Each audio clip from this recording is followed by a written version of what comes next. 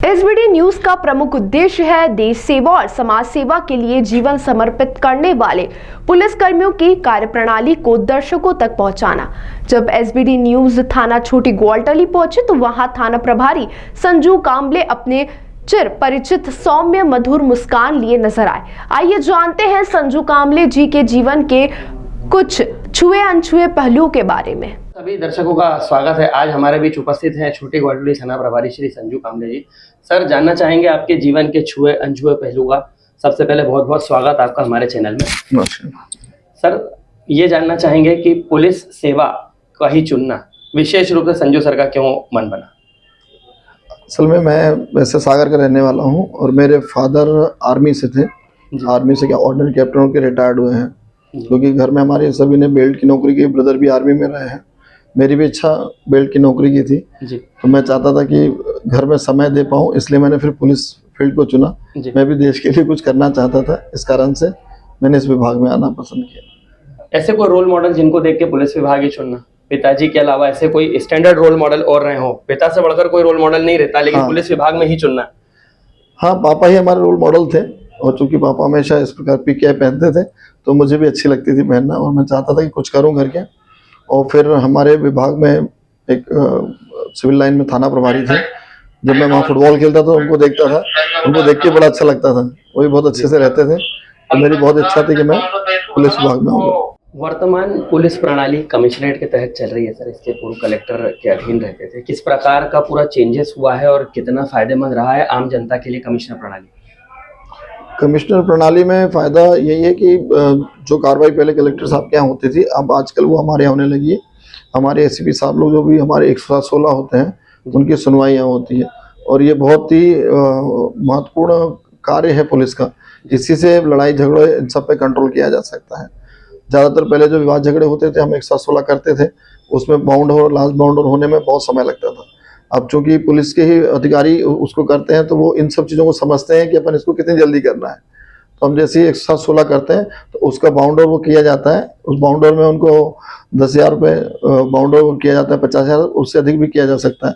जैसी प्रवृत्ति है अपराध की, उस हिसाब से उसको बाउंडर करते हैं। यदि वो सेकेंड टाइम फिर से अगर अपराध करता है तो 122 की कार्रवाई होती है, जिसमें उसको या तो बाउंडर को पैसा पूरा जमा करना पड़ता है, या फिर जितनी अवधि है उसके लिए जेल भेजते हैं। ये प्रक्रिया अब स्टार्ट हो गई है ज़्यादा, 122 की प्रक्रिया बढ़ रही है।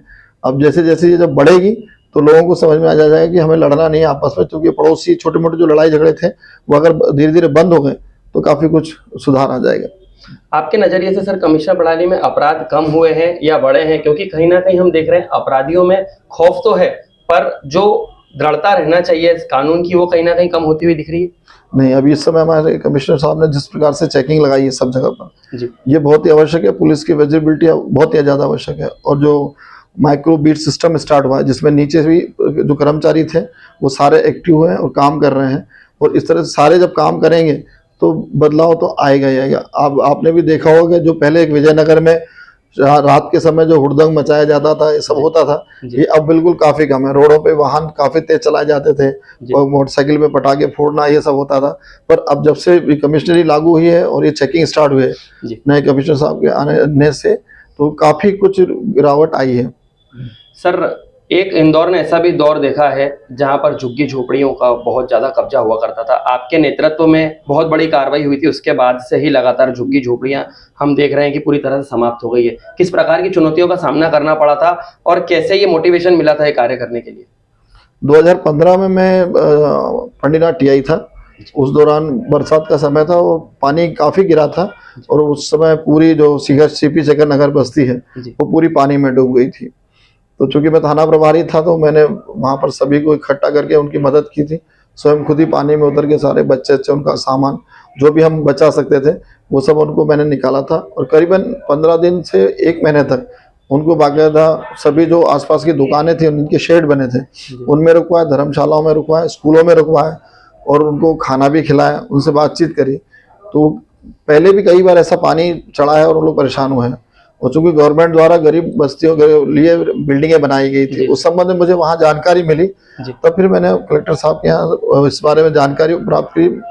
नगर कमिश्नर साहब थे अपने उस समय, नगर निगम कमिश्नर साहब, उनसे बात करी। फिर उन्होंने भी इस बात के लिए हाँ करा कि ठीक है, कैसे खाली किया जाता है। वो बस्ती बहुत ज्यादा वैसी थी जिसे खाली कराना काफी बहुत ही मुश्किल था। इस शहर की सबसे मतलब लड़ाई झगड़े करने वाले लोग उसमें ज्यादा थे। फिर मैंने सबसे 1 to 1 जाके बात किया। मैं बस्तियों में घूमता था, जैसे वरिष्ठ अधिकारियों के जो निर्देश रहते हैं, पैदल भ्रमण करना, लोगों से संपर्क करना। उस दौरान मैंने पूरी बस्ती में सबसे संपर्क किया, सबको समझाया, मीटिंग्स ली उनसे, और फिर कलेक्टर साहब से हाँ करके फिर पूरी टीम तैयार हुई नगर निगम की, जो उन्होंने वहाँ पर कैंप लगाया और इनके लिए गांधीनगर में जो बिल्डिंग्स बनी थी उसमें अलॉटमेंट किया था। और काफी समय लग गया था, कम से कम 1.5 से 2 महीने में वो सबसे बड़ा अतिक्रमण जो था इंदौर शहर का, वो उस समय मेरे द्वारा खाली कराया गया था। उसमें मुझे मुख्यमंत्री का अवार्ड भी मिला है। जी सर। संजू कामले जी हमेशा टेक्निकली सोचते हैं। पूर्व में हम लोगों ने देखा था अन्नपूर्णा थाने पे आप पदस्थ थे, सीसीटीवी कैमरे को लेकर आपने एक मुहिम छेड़ी थी जिसमें जनता के बीच में बहुत अच्छा पॉजिटिव मैसेज गया था, आपने मीटिंग्स करी थी। किस तरह ये टेक्निकल चीजें सोच के आप जनता में प्रसारित करते थे? ये जितने भी वहां पर था अन्नपूर्णा में, तो हम पैदल भ्रमण करते थे जी। और ज्यादातर कैमरों को दुकानदारों ने लगवाए हैं, पर वो जो कैमरा लगा था उसी से पूछते थे जी। तो वो क्योंकि जिसने लगाया तो उसके घर की सुरक्षा के हिसाब से कैमरों का पूरा मुख उनकी दुकान की तरफ कर देते जी सर। और आप लोगों ने भी शायद फिल्मों में देखा, फॉरेन कंट्री में सारे कैमरे सामने की तरफ रहते हैं, क्योंकि अगर चोर भी आएगा तो उस कैमरे में कैप्चर हो जाएगा। अगर ताला तोड़ के अंदर घुसता है तो अंदर भी कैप्चर हो जाएगा जी। तो अगर सभी कैमरे सीधे करेंगे तो इस वाले दुकान वालों से सामने वाले का दुकान ताला तोड़ रहा है वो दिख जाएगा, उस दुकानदार से ये दिख जाएगा, और बीच के जितने भी रोड है वो सारी कवर हो जाएगी। पूरे शहर में इस प्रकार से मुहिम चल रही है।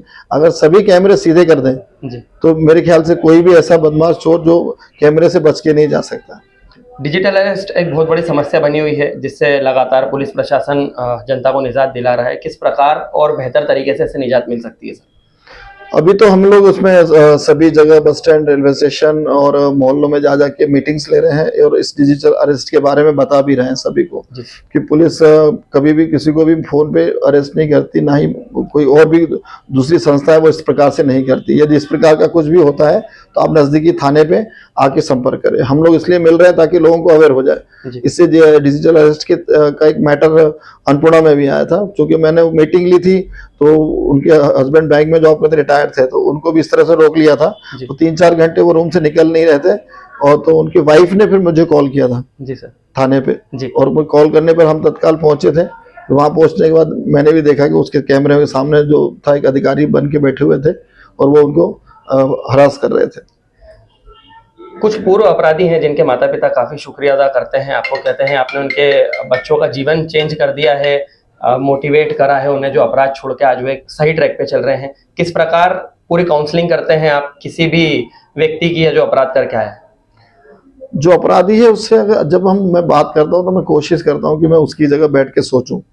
जो भी व्यक्ति कभी थाने में भी आता है तो मेरा रहता है कि हम उसकी जगह खड़े होकर सोचेंगे कि हमें क्या चाहिए जी। और जो हमें चाहिए वो अगर हम उसको प्रोवाइड करा दें जी तो वो संतुष्ट होकर जाता ही है। और अपराध करके कोई बच्चा है तो उसे भी चाहिए कि उसे सामने वाला समझ सके। अगर उसकी परेशानियों को समझ लेते हैं तो बिल्कुल वो बच्चा मानता है, और हम उसके लिए फिर जितना भी मेरे से हो सकता है।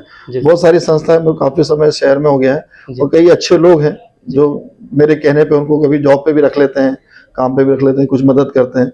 जैसे मैं वो कोरोना बाढ़ आया तो उस समय मैंने आपको बताया, तो कई होटल वाले हैं जो मेरे अच्छे मित्र हैं, उन्होंने जब इनका खाने की व्यवस्था नहीं हो रही थी तो उन्होंने बहुत सारे पैकेट्स उस दौरान भेजे थे। कम से कम 10 दिन तक उन्होंने पैकेट भेज के मदद की थी।